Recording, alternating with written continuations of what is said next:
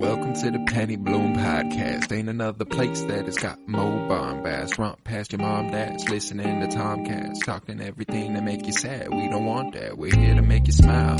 Put your mind at ease. Peace, love, and bloom, and always praise Keanu Reeves. This what we about. This some weeding now. We'll talk until we can't no more, and then we peacing out. Alright, let's go. Penny Bloom Podcast. It's the Penny Bloom Podcast.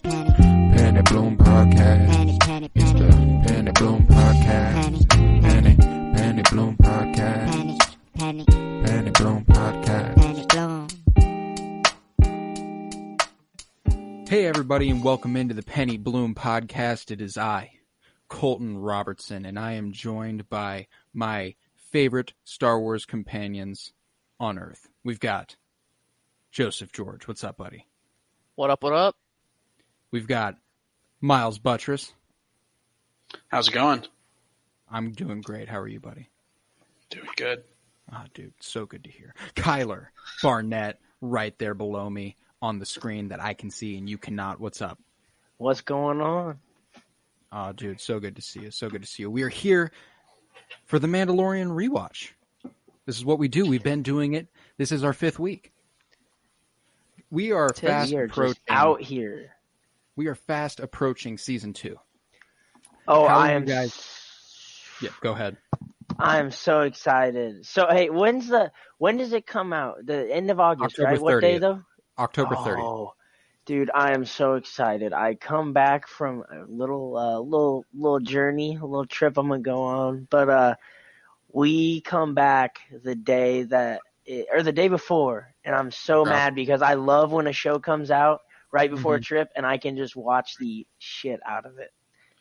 Bro, I can't be mad. Can't be mad. Our episode 8 for the Mandalorian rewatch will be dropping the Tuesday before the season 2 premiere. So we have timed this perfectly out so that weekly we can put these episodes out right into season 2, and we can start doing season 2 breakdowns that following Tuesday if you guys are game. Beautiful. Wait, I thought there was 10 episodes in this first season. There's 8. There's 8. Wow. Right? Well, we really did time. Right. Yeah, well, we really did time this out good. I guess I should say you. It wasn't we. It was you. But great job. I really sprung this on you guys, too. I was like, hey, you guys want to record a podcast within the next week? We're going to commit to this for the next 8 weeks. I hope you guys are in. And you were like, we recorded it. I mean, if we would have declined, you would have had to double down in a week or something. But I guess I don't know. I'd have figured something out. You picked the right group, I guess. I don't think we would have ever said no. Oh no, I knew you guys were in. I went to 3 guys I knew would be like, yeah, when. So clearly from that conversation, you guys can tell we love Star Wars. We are talking The Mandalorian season 1, episode 5, The Gunslinger, directed by Dave Filoni, written by Dave Filoni, one of the only episodes of the season not written by Jon Favreau. Overall, how do you feel about this episode, Joseph? I mean, it's kind of a filler, but it's still The Mandalorian. So I'm still definitely going to watch it. Every rewatch, I'm not going to cut it. I'm going to keep watching it because every episode's good. Absolutely. It's just on the level that The Mandalorian it's at, it wasn't the best episode, I guess. I agree with you. When I watched this for the first time, I remember everyone thought episode 4 was the slowdown. Mm-hmm. Like the kind of like, okay, well they stopped that run of just an absolute tear of amazing television. I mean, it was still great. Don't get me wrong, but it was like fucking phenomenal those first 3 episodes. And then, but for me, episode 5 is what really slowed it down for me at the first season. But other than that, this season never misses. This isn't even a miss. This is just The Mandalorian so far at its worst, and it's not bad. It's not bad at all. Yeah, it's like instead of hitting the bullseye, you hit the 20. So it's like, exactly. Still pretty damn good. You get many points. Overall, it's a solid episode. It's a solid episode. Shall we jump into this breakdown? Let's do it. Let's do it. All right, so we open on Mando in a dogfight with another bounty hunter out in space as he's aboard the Razor Crest, and the hunter says, "Hand over the child, Mando. I might let you live." Shots are bouncing off the ship, Baby Yoda's all scared. He looks like it anyway, but Mando, he's locked in. He's focused as fuck. And the other bounty hunter says, "I can bring you in warm, or I can bring you in cold." Mando slams on the brakes. The other ship passes right over him, scraping the top of his ship, and Mando goes, "That's my line," and blast that bitch out the sky. You can't say that. You can't say that to him. Tell me that isn't some space motherfucking Batman shit. That's literally what my notes say. Batman. That is what my notes say. That is, I'm vengeance. Like, that's... freaking... Oh, man. It just struck me so hard as that. Just space Batman, man. He's so... Because so little to say, but so much in those words, Just... That's my fucking line. Yeah, no, definitely is doing a whole lot with a whole little. God, what a fucking legend. But Mando has to shut down some of his systems as they've been pretty badly broke down, and he turns on the systems he needs and heads into Mos Eisley Spaceport. I loved hearing this for the first time. Because we didn't know they were going to Tatooine. Exactly. We didn't know they were going to Tatooine. That's why this episode, to me, I like it so much. I'm just such a sucker for anything Tatooine. Yeah, that's this is the best part of this episode. It's the fact that it's on Tatooine. Oh, yes. Give me all of the Mos Eisley Cantina. But I think, I don't know, I grew up, like I said, with the prequels, and like the first one, like I know it's pretty panned, I guess, critically. Most nostalgic movie. Yes, absolutely. That was the first one. That was my introduction. And like for a little kid, I'm so impressionable. I'm not thinking this sucks. I'm like, this is freaking awesome. So like seeing Tatooine and stuff is just so, it's kind of like Colton said, it's just so nostalgic for me. So I'm just such a sucker for it. Yeah. And then, he heads into this spaceport and we get these shots of him in Tatooine's atmosphere, which I thoroughly enjoyed. It looked beautiful as he's flying over the sand dunes, and he lands and he hides Baby in the little cupboard that he hides him in as per usual. And he makes his way off the ship and fires at a couple of pit droids. And we saw the pit droids, which we saw in episode 1. And I love pit droids. That's in my notes too. And I love those little things. They're so funny to me. They remind me of the Pixar lamp. Yes, that's always what I've thought. It's so them. Every time I look at them. But this sets off the keeper of the droids, Pelly. She's the mechanic for this specific garage at the port, I suppose. And she's quite the character. I like her a lot. She's fun. Mm-hmm. She's played by Amy Sedaris. Have any of you watched BoJack Horseman? Mm-hmm. No, I have she's Princess Caroline. Really? Yes, she is. And if you rewatch this episode and listen to her voice, you will immediately tell. Interesting. Yeah, it's uncanny. But yeah, she's an interesting cat. And I wasn't sure what to think about her. Honestly, I wasn't sure what to think about her. She's goofy. Good. She seems nice, but then she's also like got an edge about her that's kind of like concerning, I guess. Well, she's about that money. Wasn't sure which direction. She wants the cash monies.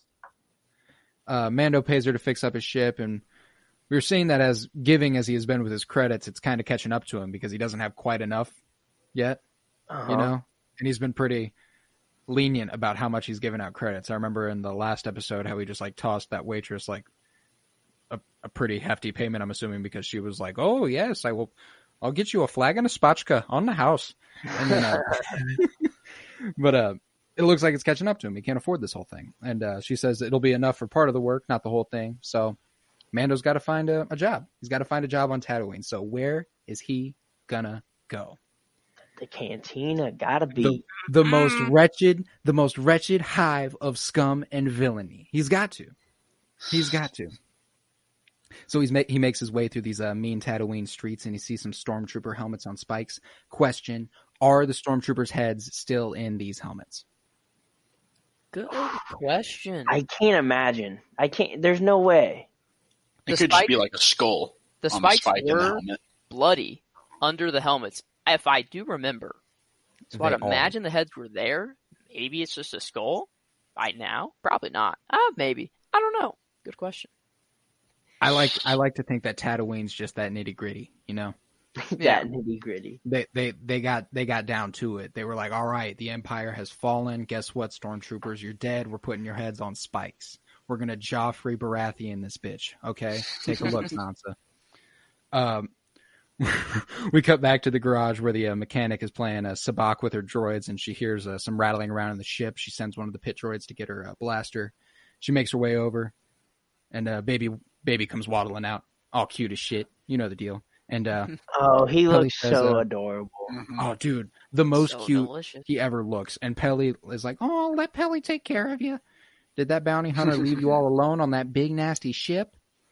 And she comforts the baby and says, "I'm going to look after you until the Mandalorian gets back, and then I'm going to charge him extra for watching you." Yo, tell me that a dream couple hustle. wouldn't be. Tell me that a dream couple wouldn't be Creel and Pelly. Tell me that shit would be amazing. Pelly. Oh, dude, that'd be perfect. Yes, Baby Yoda is going to have the dopest set of grandparents that are just so kind. Oh my goodness. Mando makes his way to the cantina. You know the one. And they perfectly recreated this place. You know, The I love same table too. Same table, same setup behind the bar. Fascinatingly enough, droids behind the counter. And as I recall in episode 4, C-3PO and R2-D2 try to walk in that bitch, and a bartender goes, "No droids." Yeet. So That's interesting. Okay. Interesting that That's now. time. A lot of Interesting droids right activists in Tatooine. Yeah, I mean, well, you see droids doing a lot more shit in this series than you do That's true. really in the original trilogy. Yeah. I mean, you see a lot of droid activity in the prequel trilogy. Yeah, besides obviously. fighting an entire war. Yeah. But yeah, that is very true.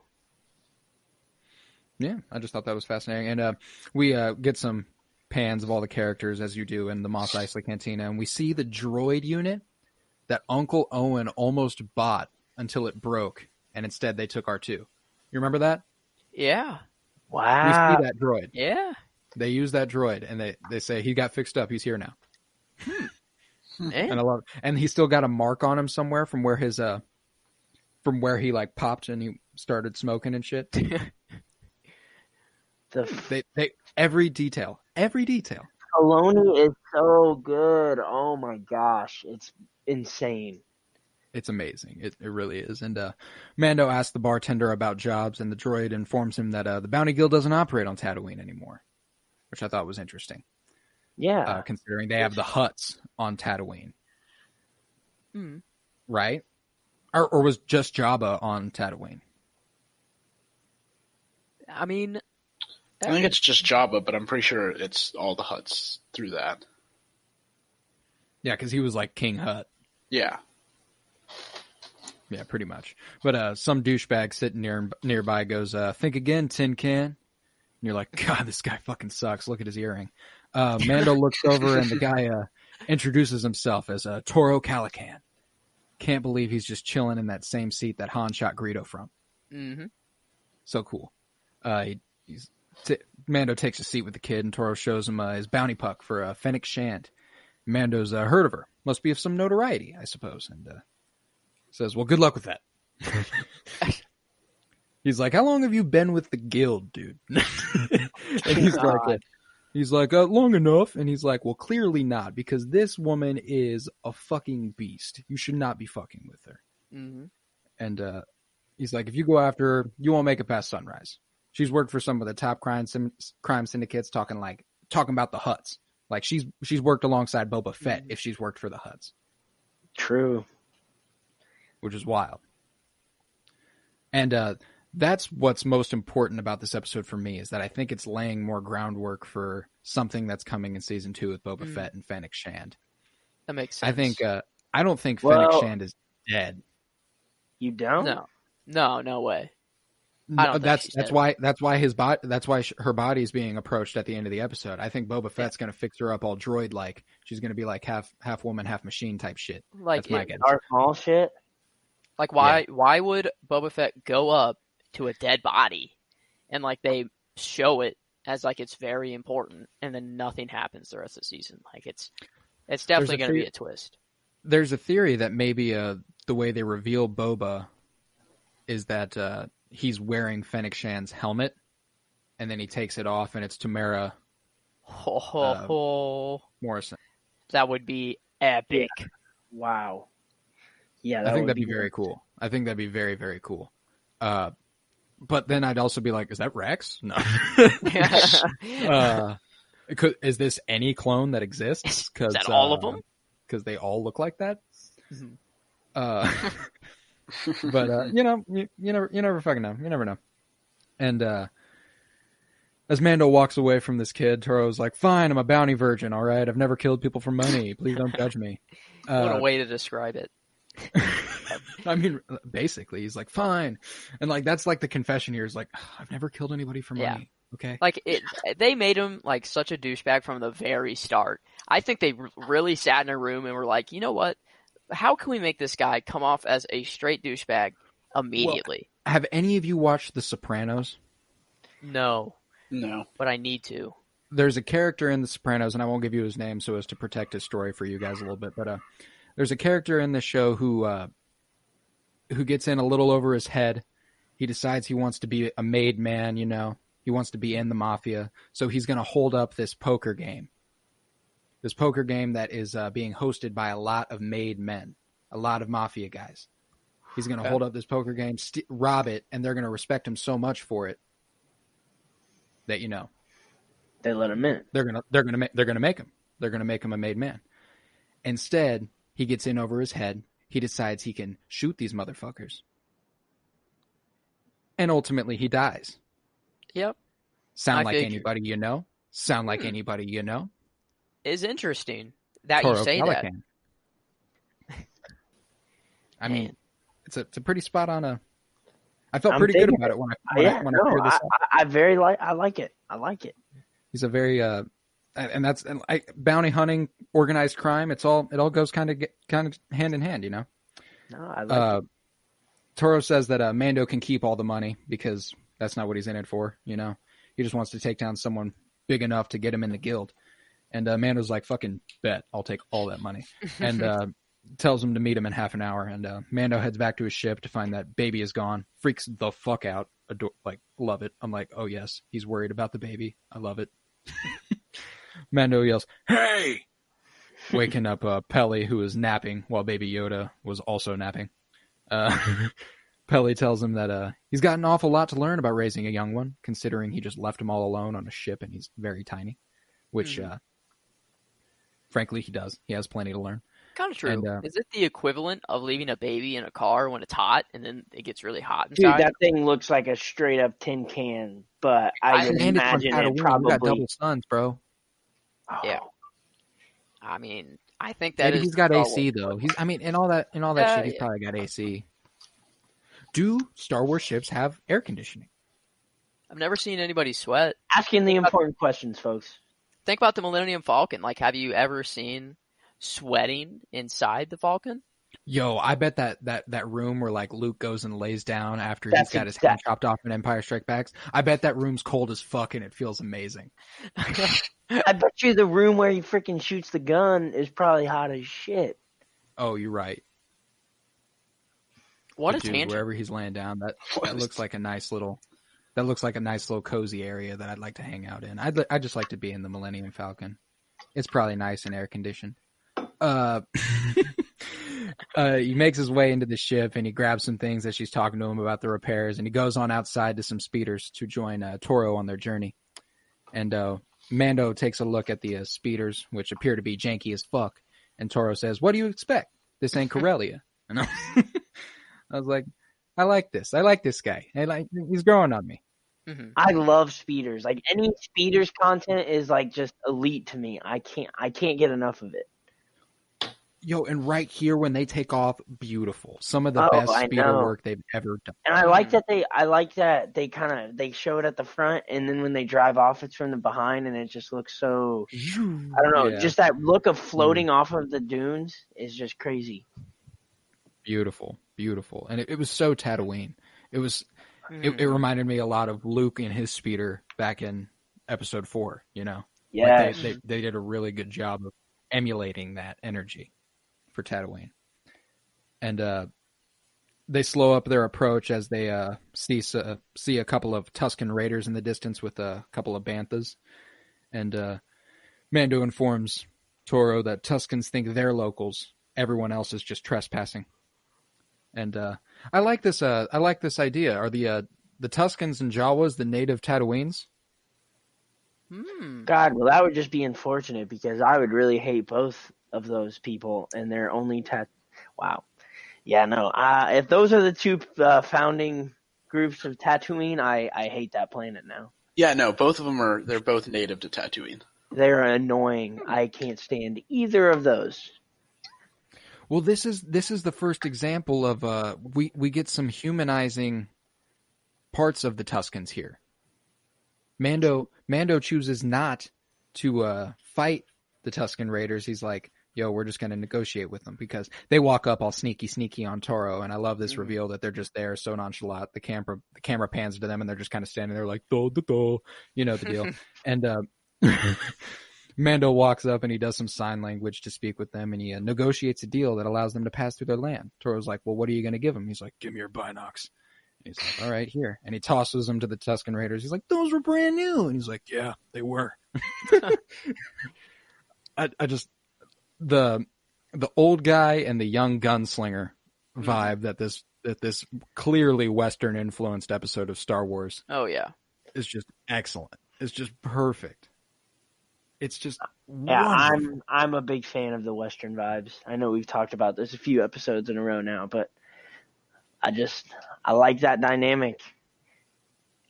It's beautiful. I love it. And they come to a halt when they spot a dewback in the distance. And Mando goes to check it out alone, telling Toro to hang back. And he finds the rider of the dewback dead. And as Mando's checking out the body, which I believe is Dave Filoni in the costume, by the way, realizes the man was sniped and tells Toro to get the fuck down. And shots come firing in from the distance, and it looks super fucking cool because you can see it the whole time, and I absolutely loved it. But Mando takes a hit, and then he takes another hit, and it knocks him down this hill, and he's like, at that range, Beskar held up. And Toro's like, but I don't wear any Beskar. And Mando's like, nope. Just like tough fucking titty kid. A cute observation. I think it's so funny that Mando is simultaneously so good at the dad vibes in this episode and so bad. Like, let me just leave Baby Yoda with a stranger. Mando, come on now, got to be better than that. And then the other one is he's totally going full dad mode for this bounty hunter virgin just for some money. And it turns out in the end that that turns out at the end the bounty hunter's scummy, so shocker, and then Baby Yoda actually is okay. Thank God, right? But Mando lays down the plan for this kid. He says they wait for dark because she has the high ground. She'll wait for them to make the first move. She's not dumb enough to move out because why would she do that? She's got the shot. And we see Fennec Shand in her fucking cool helmet. And that scene was cool. That helmet looks so badass. And the optics, I love the optics of the sniper. It's just so awesome. Oh, beautiful, beautiful. And this actress Ming-Na Wen is actually the first woman to be a Disney princess because she was Mulan, the original voice of Mulan in the cartoon. She is in Marvel as Agent Melinda May. She's a S.H.I.E.L.D. agent, and now she's in Star Wars as Fennec Shand. So she's in all these three different Disney properties. Dang, that's big time.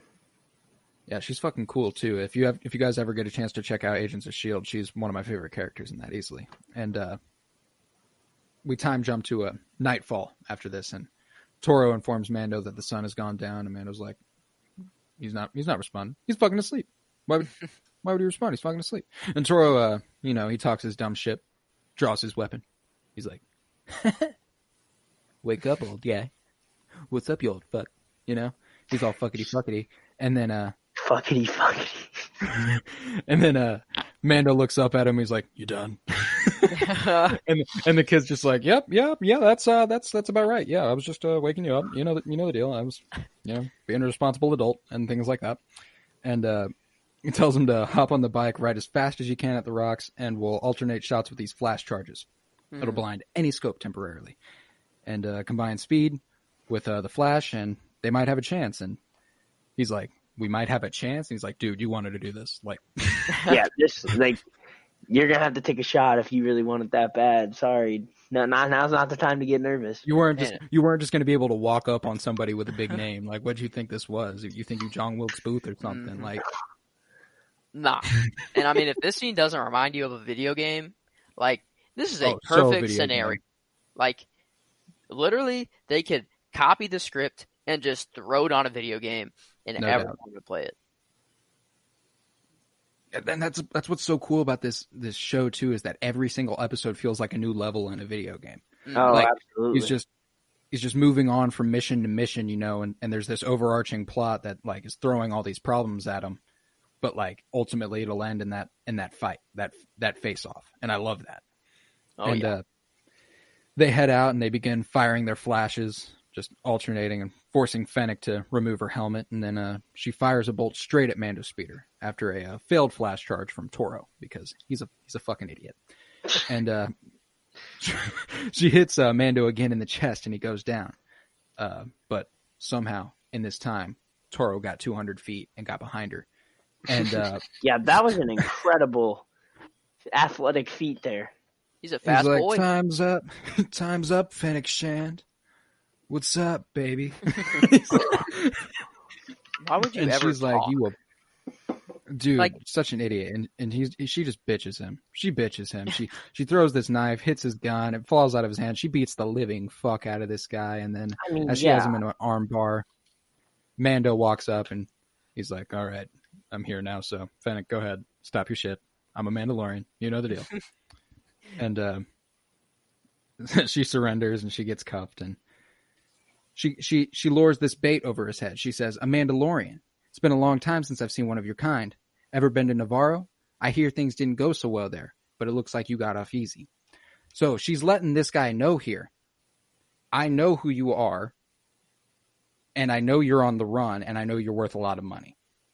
And even knowing this, he leaves her with him.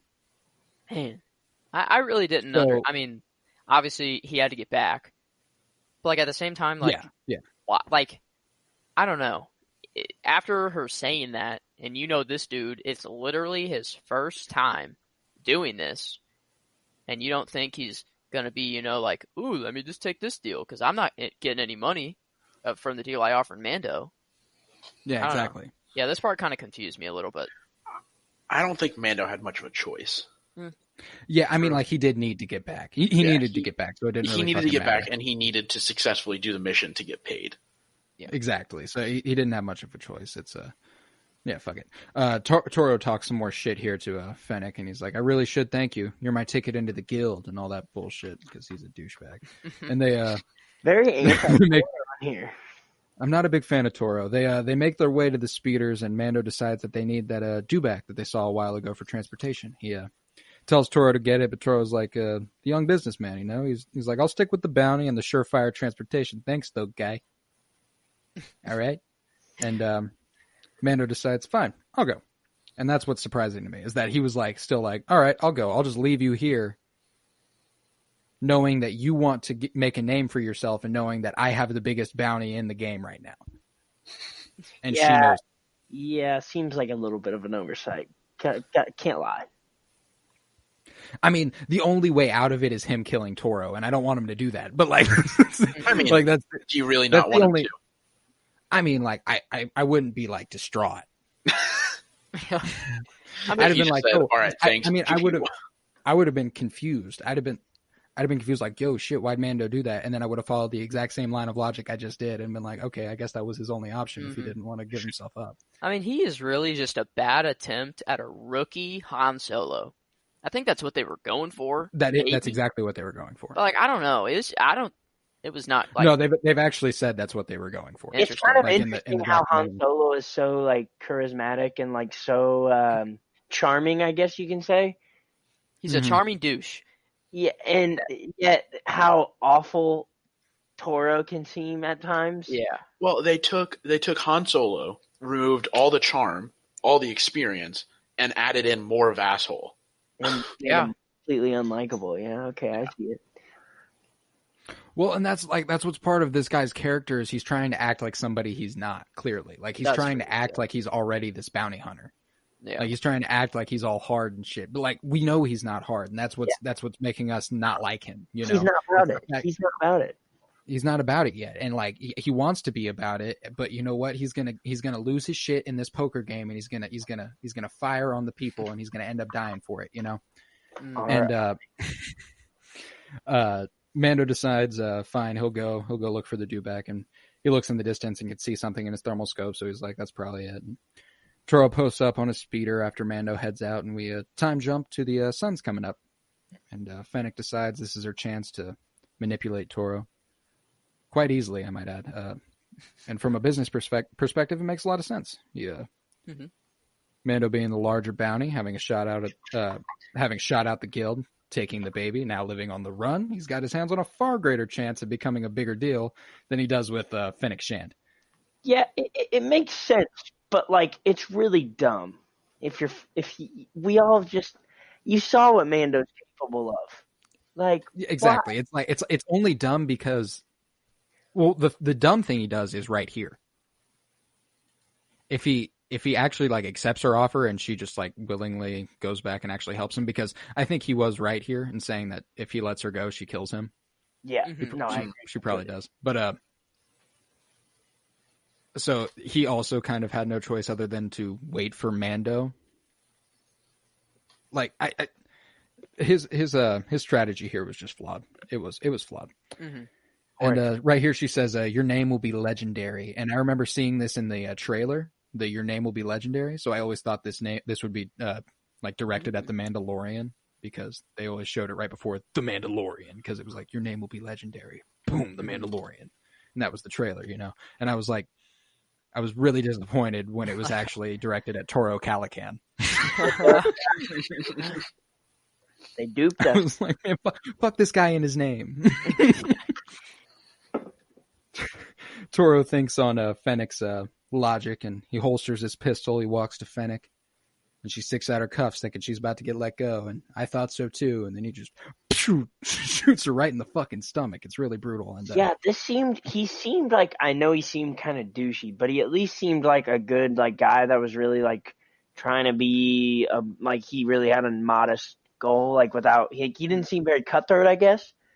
And then he just caps her, and that took me by like complete surprise. Well, that's what I'm saying. That's what makes it like the poker game, is because he just kind of saw an opportunity, didn't even think, and just did something. And yeah, just totally reaction, like quick to the trigger, I guess. Goodness. Yeah, and he says that if he undoes her cuffs, he dies, and that he's going to go ahead and go after Mando. And wouldn't it have been smarter to wait for Mando to get back, then maybe ambush him when he's not suspecting, instead of just going back to the ship and taking the baby and the other guy prisoner? I don't know. Or if you're going to do that, why not just like immediately dip as soon as you get back to the ship? Like, yeah, you have the bounty. Yeah. You're going to be a big deal. He wanted too much. And he died for it. Got too ambitious. Indeed. Mando finds Fennec when he arrives back on the dewback. And he's like, damn, she's dead. Now I guess I got to go deal with this fuck. So he arrives back at the spaceport, weapon drawn, ready for fucking action. He's like, I know Toro's here. I know he's here to fuck me up. So he walks in, and sure enough, there's Toro holding up baby and Peli.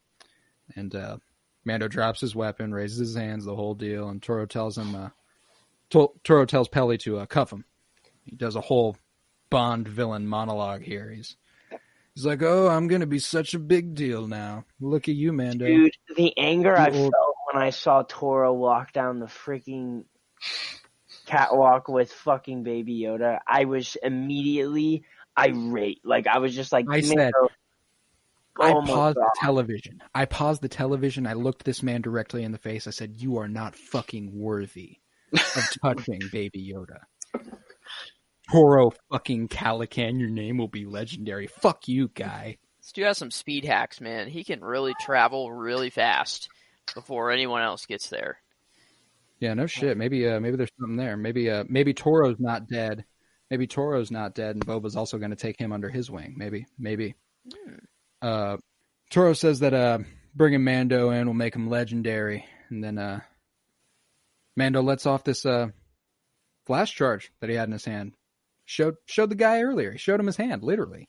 And fucking Toro fires at that spot, blind as fuck, and Mando steps to the side, shoots him in the face. See ya. I mean, he shot him like more in the neck, but it looked like it should have hit the face. So easy. Like, yeah, like that was such an easy fix. What's the exact? I mean, other than the fact that Toro falls on the ground and drops baby fucking Yoda. I love that Peli says when she goes to cuff him, she whispers, "You're smarter than you look," you know. I love that. I thought that was Does just he look dumb? back-to-back episodes with really interesting side characters that kind of help Mando along. Well, I guess it would be, what is that? Not back-to-back for sure with Omer last episode, but I was thinking back to back. Yeah, basically. Who's helping Mando this week? It's basically the segment. I mean, that's what all the episodes are. I mean, you got all the Mandalorians in episode 3. You got Baby Yoda himself in episode 2, Queel in episode 1 and 2, IG-11 in episode 1 and episode 5. You've got the Gunslinger in episode 6. You've got all those other previous people from his crew. Episode 7, you're back with Cara Dune and Grief Karga, and then episode 8, same deal. So like it's always like he's always working with somebody this season. I absolutely know. Yeah, it's interesting. It definitely kind of takes away from the start that we talked about where he seems so independent, like do it himself, no help, like the town ain't big enough for the two of us kind of vibes. Yeah, but absolutely. Now he's absolutely dependent on certain people, and he's okay with it. Absolutely, for sure. And, Toro, that fuck that he is, as he's dying, he drops Baby Yoda. Ugh. I freaked out. I thought he landed on top of him and smushed him. Oh, I was going to be so pissed. But our boy, he's faster than that. And he made it quick behind a little crate over there, and he hid. Now, I don't know how he did that so fast. Yeah, I was very confused. He must have had the... But he's always on them skates, bro. Like, that man is always moving quick, but it never looks like he can move quick. He must have the Toro gene where he just randomly can do very incredible athletic feats. Toro is Baby Yoda's father, confirmed. Oh boy. and he's a time traveler. So Peli picks up Baby Yoda and she says, that was really loud for your big old ears, wasn't it? And I was like, oh, that was so fucking cute. He does really have big ears. That probably did hurt his ears. Oh, he does have big ears. That would taste so good. Sorry. Go on. Oh, okay. Oh, fucking dick. I hate you. No, I'm just kidding. Sorry. I love you, Joseph. I love you, Joseph. And frankly, I love Baby Yoda, so my immediate gut reaction anytime someone's like, I'm going to hurt Baby Yoda is like, I'm going to fucking kill you. It's a natural reaction, for sure. It's a gut reaction, but like, I've got to resist it. Because no ill will towards Joe, but the fact that he wants to eat Baby Yoda kind of makes me want to rip my fucking ears off. If he was dead in the first place, I wouldn't kill him. I would just take advantage of his That might be better. Yeah. I definitely think we're going to see that evolve into something more. Probably at some point. And she hands Baby Yoda to Mando and she says, I take it you didn't get paid. And then he dumps a whole ton of credits in her hand. And do you think he took these credits off of Fennec Shan's body? I absolutely think so. That's exactly what I was going to say. I think they had to have. I don't know where else he would have gotten it. I would assume the other dude probably had a bunch of credits too. Yeah. I mean, but we never. Like he's just starting out. Like he's kind of a low level kind of dude. Well, he says at the beginning of this episode that this is his first job, so he probably doesn't have much at all. He probably doesn't have much, but he probably has enough. Something. Yeah, you're probably right. I mean, he got to Tatooine. Yeah. True. From the mid-rim, as he says. And she makes her droids get rid of the body, which I thought was fucking hilarious. Take that to the Dune Sea. Like, Jesus. Those little dudes? Yeah, those little pit droids, they're going to carry Toro Calican's body out to the Dune Sea. Pit droids are so underrated. I love those things. Those are like if Ewoks were droids. Talk about storage efficiency too, man. The ability to just shrink down into that little frisbee looking thing. Oh, amazing. And the deploy method that you just press that little eyeball. It's absolutely fantastic. It's so pimp. Oh, I love pit droids. Honk if you love pit droids. Honk. Mando and Baby take off in the Razor Crest, and that's that. But wait a second. We hear the Spurs walk up. We see the boots. We see Fennec Shan's body, and we see the cape floating. We see someone take a knee. We know who it is. We know who it is. Fucking Fett. I'm so excited. I hope that happens. That would just be incredible. It has to happen. Miles, let me ask you, how do you think Boba ties in here? If I'm honest, I don't know how he ties in, but I think it's definitely going to be a big plot point for the second season. See, because there are people who are in the camp that think Boba will just pop up for like an episode, like some of the side characters in this first season that we were talking about, and then he'll get his own spin-off thing. But you think that Boba Fett will actually be narratively important to season 2? I think he could be, just because, clearly I think that him showing up at the end shows that he either has an interest in Fennec or whatever her name was, or Boba or the Mandalorian, and that he's following one of them. Okay, so I think with Fennec Shand, we talked earlier about how she had been a part of all the crime syndicates. It's not out of the realm of possibility to think Boba Fett and his interaction with the Hutts, Fennec Shan's connection to the Hutts. I could see if we're developing that storyline a little bit more with the Hutts and some stuff, some crime stuff.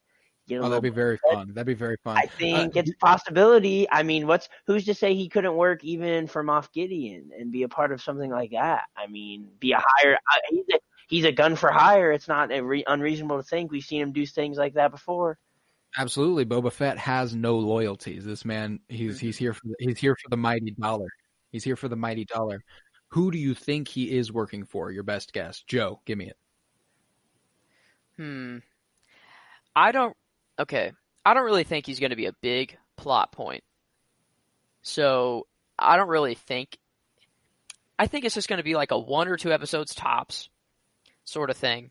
And it's going to be kind of like what the Arrow and Flash sort of collide and then spin-off episode or series sort of thing is. But I think it's going to be executed a lot better because it is, one of the best producer and director groups of all time. But if I had to make a guess, I think it's kind of obvious that it'd be with Moff Gideon. I think it would just tie in really well. Yeah, I'm also going to agree. I think it's Moff just because I think the Hutts are so played out, and I don't think they're going to come back. Judging by the trailer, I don't see them coming back to Tatooine. It looks like at least a lot. Obviously, things could be left out of the trailer, but I just don't feel like – I feel like the Hutts are kind of played out, I guess, in terms – I feel like they're going to want to keep it with Moff Gideon if they're going to do that. I don't know. I would love to see the Hutts pop up, but I wouldn't want the Hutts to be who's employing Boba Fett. I want Boba Fett to be working for someone new. Yeah, I just think you see him. We've seen the Hutts in the Clone Wars, and you've also seen him in all the in the universe, in the movies and stuff. So I just think they're gonna go away from that. So, do you guys think that if Boba shows up, he will be in opposition of the Mandalorian? Yeah. Yeah, I would love to see a storyline where somehow the Mandalorian and Boba Fett are forced to team up. They don't have. You said it yourself. He has no loyalty. So yeah. If Mando has something to offer that's of intrigue, I was going to say that Boba's always going to follow the money, and I don't know any situation where the money's on Mando's side. You're right. That's my thing. Is that I think if Boba and Mando were to face off, I think it would ultimately result in Boba maybe working with him for a little bit, but betraying him to get the money. Imagine seeing them fight when I say this, I mean like literally like a scene where it's just like back to back gunslinging. Oh my gosh. Oh, like Iron Man War Machine episode and Iron Man 2. Oh, I think I just got it. I think I just got it. Go ahead, Joe. Boba Fett is going to disguise himself as a Mandalorian, coming up to him all friendly, being like, "Hey, I'm one of you guys. I'm gonna help you." He's gonna double cross him, take Baby Yoda, give him back to Moff Gideon. We're gonna think we have no hope left for that dude, and there's gonna be an epic season finale. You have a very good idea here in that if Mando comes face to face with Boba, does Mando respond with, how did you get that armor? Or does he respond with, oh shit, you're another Mandalorian? Because do you think he knows of Boba Fett? I'd imagine Boba Fett's of some, if he knows Fennec Shand, he knows Boba Fett. I mean, but the Jedis are just some wizard sorcerers to them, you know? They're like fairy tales almost. Like, they don't really, I mean, at the beginning of, you know, The Mandalorian, they were just kind of like, they've heard stories, they don't know if they're real, all this sort of thing, and I don't know. And that it's also interesting because this would be 5 years plus after Return of the Jedi. So, has Boba Fett just gotten out of the Sarlacc pit? Has he been out of the Sarlacc pit for a few years? What's the deal here? How long did it take for him to get out of the Sarlacc pit, I guess, is the main question I'm asking here. Was he ever in the Sarlacc pit? Did he ever get out and one of his clones took his place? Saying that he got out? I think that would disappoint me, but it'd be pretty cool. No, it's going to be Boba. Is it actually just Rex? Oh, it would be epic. That would be a thing where I'd be happy if it was Rex. Rex I would love to see Rex. Ahsoka uniting. Oh my god. Well, we don't know what. Oh, I mean, I guess at the end of Clone Wars, and then at the end of Rebels, Ahsoka and Rex go their separate ways, I suppose, because Rex ends up fighting at the Battle of Endor. Also, Rex is like a 90-year-old man at this point too. So. Yeah, I mean, like if Captain Rex shows up in The Mandalorian, it's to show him die with Ahsoka. Like that's what it is. Like if he pops up at all, it's for him and Ahsoka to reunite, and then for us to have like a peaceful Yoda type scene with Captain Rex where he just passes on, you know, and that's sad to think about. But I think he earned that with his Clone Wars character. Oh, and yeah. I think Dave Filoni has enough love for that character because that is a Dave Filoni creation. Captain Rex and Ahsoka Tano. Ahsoka Tano, that's a product of George Lucas. Then taken over by Dave Filoni. But Captain Rex, that is Dave Filoni's creation. So he's going to want to give him a send-off, I think, somehow. And I think that will be how they do it, or it will be in that Ahsoka spin-off, whatever they end up doing. Man. Wow. I just can't wait. Directions they can take this. It's spooky season. It's right before Halloween. Getting that drop. I love it. I love it. Well, gentlemen, this was most joyful. Definitely. Most joyful. Next week we'll be back for episode 6, chapter 6. My apologies. I've been Colton Robertson. I was joined by Joseph George. Could I maybe tease something real quick? You want to tease something? For next week. You have ideas for next week? I want to hear them. I'm thinking the food has inspired me to go off into non-food items. Or maybe things that make food. As in products. Anything that would benefit off of Baby Yoda branding. Consumerism. Exactly. We're going full consumerism and Baby Yoda themed all next week. And I'm going to go hard on the research, going hard in the paint. Oh, boy. Now just real quick. Being a vegetarian and a hard anti-capitalist, this has been hard for me. Is it just Baby Yoda branding, or are we also incorporating Baby Yoda parts into the products themselves? Like, are we talking Baby Yoda leather skin purses and shit like that? Yeah, like that type of thing. I was thinking more of like a, like the Pez dispenser I mentioned. Gotcha. Okay, so just branding, no parts yet. Branding type shit. We're not going to chop his body up yet. We're gonna give Disney ideas. That's cool. I guess. Cut the check. Yes. But this has been the Penny Bloom Podcast. Join us again next week for Season 1, Chapter 6 of The Mandalorian. As always, peace, love, and bloom. And always praise Keanu Reeves.